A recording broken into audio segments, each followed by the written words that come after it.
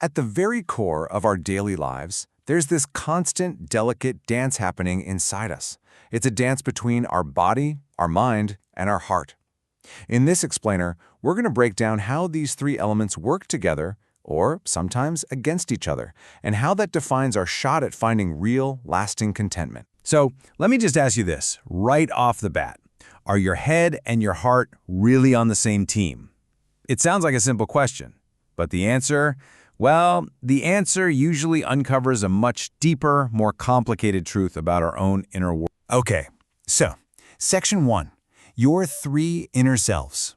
Let's meet the cast of characters that make you, well, you. We all have this inner trio, right? And just think about it for a second. A stressful thought, that's your brain, can literally make your heart race. Or that feeling of deep sadness from the heart can make your whole body feel physically heavy. They are always talking to each other, constantly shaping our quality of life. All right, Section 2, meet the key players.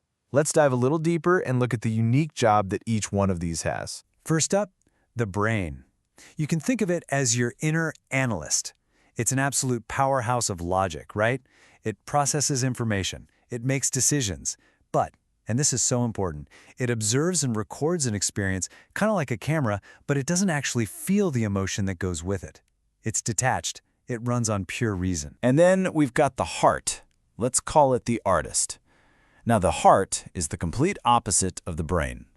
It couldn't care less about logic. Its entire purpose is just to feel.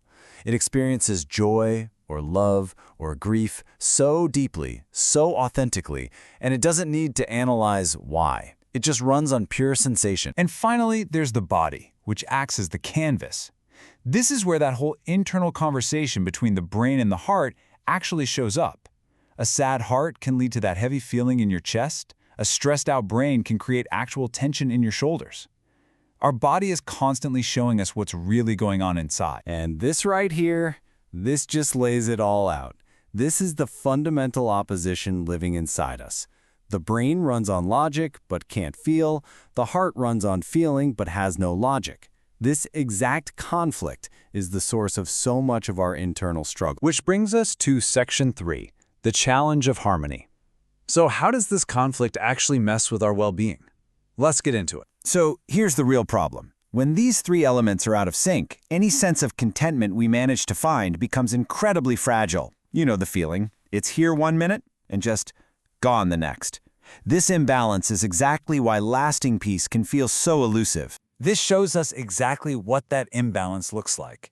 For instance, if that analytical brain of yours is way too dominant, it can actually numb the heart's ability to feel. But on the flip side, if the heart's emotions are just running wild, that creates overwhelming stress and anxiety. And of course, if your body is in pain or discomfort, that directly shatters the heart's peace. It's a really delicate ecosystem where if any one part gets too loud, it can totally silence the others. And this highlights such a wild paradox, doesn't it? The harder your logical mind tries to find contentment, the more it grasps for it, the more it actually stops the heart from feeling it. You just can't force a feeling. The heart needs to be allowed to feel content, and the brain's anxious searching is often the very thing getting in the way. So, let's move to our final section, Section 4, the quest for contentment. What is the ultimate challenge that we're all facing on this quest? So, to boil it all down, the problem is this. The mind's constant, endless chatter and the body's physical discomfort, they both act like interference. They are constantly threatening to cut that really delicate connection the heart has with the state of genuine contentment. Which leaves us with this final, massive question. Knowing that our mind and our body can get in the way, what do we do? How do we protect our heart's ability to feel peace? And how can we transform contentment from something that just pops in and out of our lives into a truly lasting, sustainable state of being? That is the real quest.